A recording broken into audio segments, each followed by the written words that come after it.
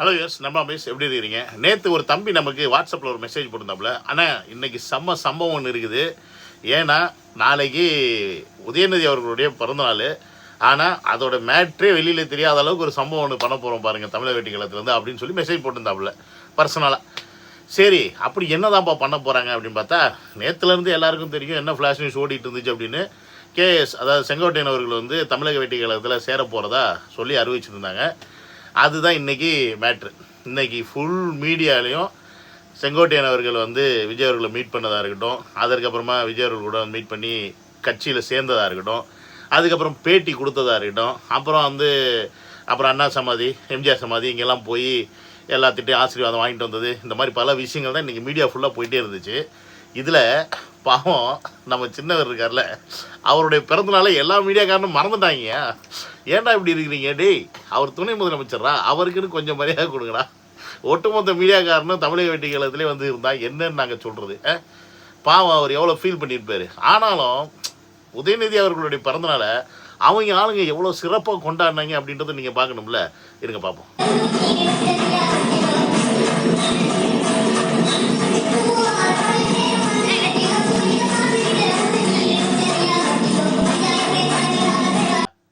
சின்னவர் பிறந்த நாளைக்கு ஒரு 4 நல்ல விஷயத்தை பண்ணலாம். சரி, சின்னவர்னு கூட விடு, உங்கள் துணை முதலமைச்சர், தமிழ்நாட்டுடைய துணை முதலமைச்சரோட பிறந்த நாள், அவருக்கு 4 ஏழை மாலை மக்களுக்கு சோறு போடலாம், இல்லை படிக்கிற பிள்ளைங்களுக்கு பாட புத்தகம் வழங்கலாம், ஏதாவது ஒன்று செய்யலாம். அதை விட்டு உங்களுக்கு தெரிஞ்சதெல்லாம் இந்த ஆடலும் பாடலும், ஆட்டுக்கறியும், அப்புறமா ஃபுல்லாக ஆல்காலை குடிச்சு விட்டு ஆஃப் பாயில் எடுக்கிறது, இதுதான் உங்களுக்கு தெரிஞ்சதெல்லாம். இதுதான் 75 வருஷம் திராவிட கட்சிகள் நீங்கள் பண்ணிகிட்டு இருக்கீங்க.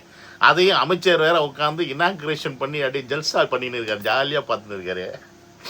ஆனால் வாழ்றீங்க அது திமுக காரங்களா? ஏன் நீங்கள் திமுக விட்டு வரமாட்டேங்கிறீங்க? இப்போ தான் புரியுது. உங்களுக்கு ஃபுல்லாக அப்படியே போதையிலே அந்த மயக்கத்திலே வச்சுருக்காங்க இந்த கூட்டம். பெண், மது, மாது, அதுக்கப்புறம் என்ன சூது, இந்த 3 தான் அவங்களுடைய தீர்மானம், கொள்கை, கோட்பாடு எல்லாமே.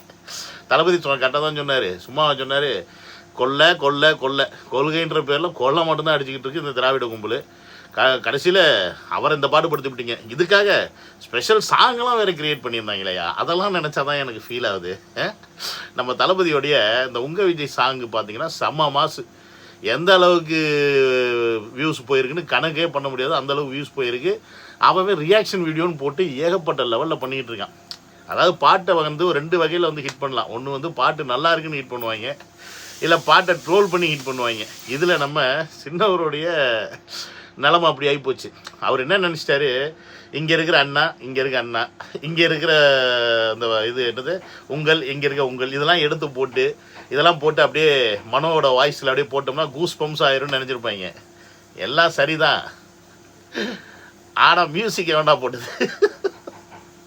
சத்தியமாக என்னால் முடியல அந்த பாட்டை பார்க்க.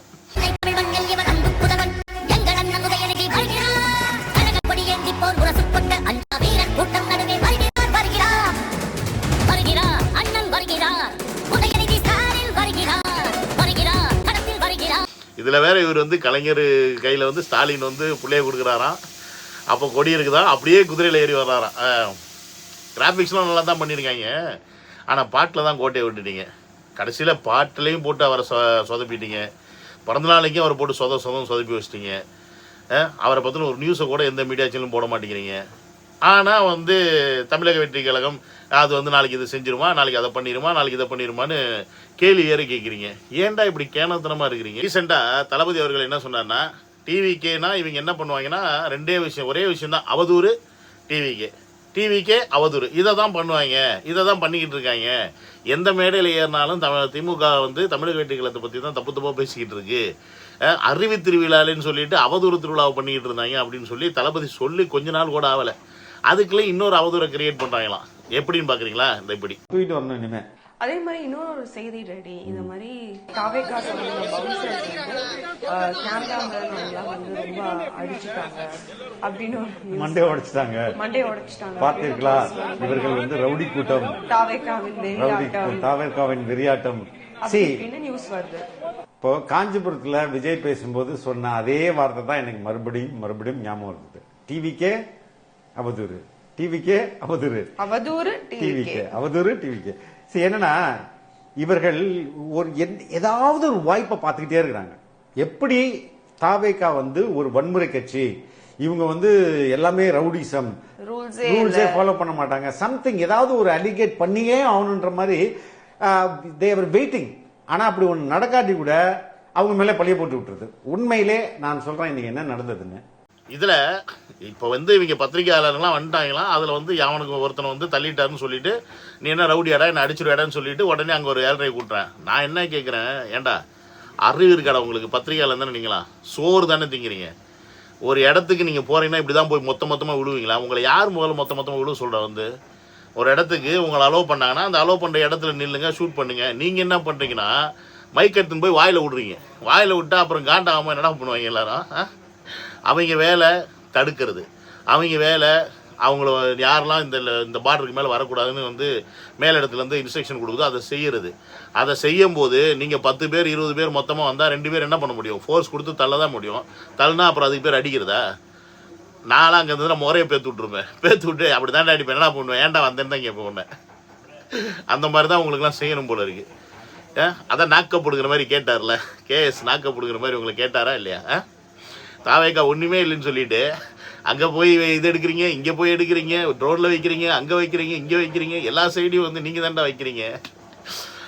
அதையே வந்து யூபிஎஸ்க்கு வைக்கல, காரில் போகும்போது அப்படின்னு சொல்லி கேட்டார்ல, நாக்கப்படுகிற மாதிரி கேட்டார். இவரை மாதிரி ஒருத்தரை வந்து தமிழக வெற்றி கழகத்தில் சேர்த்தது வந்து என்னை பொறுத்த வரைக்கும் ரொம்ப சந்தோஷம் தான். ஏன்னு கேட்டிங்கன்னா, இவர் வந்து கிட்டத்தட்ட 50-55 வருஷம் அரசியலில் வந்து படம் தின்னு கொட்டை போட்டிருக்காரு. இவர் வந்து எல்லா தலைவர்களையும் பாட்டு வந்திருக்காரு. பெருசாக கரைபடியாத கை. இவர் மேலே எனக்கு தெரிஞ்சு பெரிய ஊழல் குற்றச்சாட்டுலாம் ஒன்றும் கிடையாது.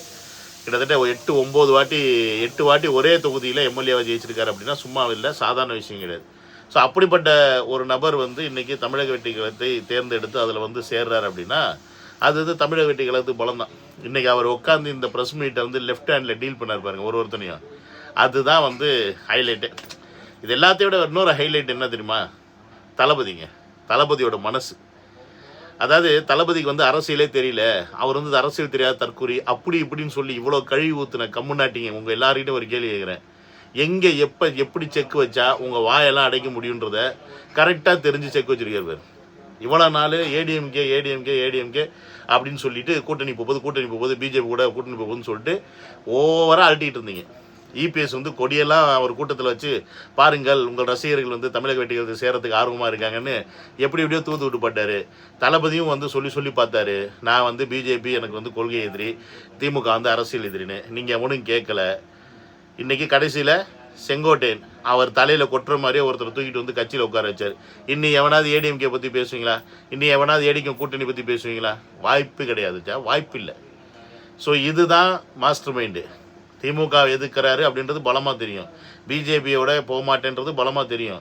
இருந்தாலும் ஏடிஎம்கே சாக்கு வச்சு நீங்கள் உரட்டிகிட்டு இருந்தனால இன்றைக்கி செங்கோட்டையன் தூக்கி வச்சு அந்த பக்கம் செக் வச்சிட்டாரு. ஸோ இங்கே இந்த இடத்துல ஃபிக்ஸ் பண்ணுறாரு, வர்ற 2026 டிவிகே விசஸ் டிஎம்கே தான், வேறு யாருமே கிடையாது அப்படின்றத ரொம்ப அழகாக இவர் மூலியமாக வந்து ஃபிக்ஸ் பண்ணி வச்சுருக்காரு. இதுதான் தளபதியோட மாஸ்டர் மைண்ட். பட் எல்லாத்துக்கும் மேலே தளபதிக்கு மனசுன்னு ஒன்று சொன்னேன் பார்த்தீங்களா, அது என்ன அப்படின்னா, இந்த போஸ்டரை பார்த்துருப்பீங்க, அதில் என்னன்னு தெரிஞ்சிருக்கும். செங்கோட்டையன் அவர்கள் வந்து பார்த்தீங்கன்னா என்ன ஃபோட்டோ உள்ளே வச்சுருக்காரு அப்படின்னு உங்களுக்கு தெரியும். இந்த ஃபோட்டோவை நீங்கள் வச்சுருக்கீங்களே அப்படின்னு பத்திரிகையாளர் கேட்கும்போது கிளியராக அவர் ஒரு விஷயத்த சொல்கிறாரு, எந்த ஃபோட்டோ வேணால் நீங்கள் வச்சுக்கோங்கன்னு சொல்லிட்டு தளபதி சொல்லிட்டார்.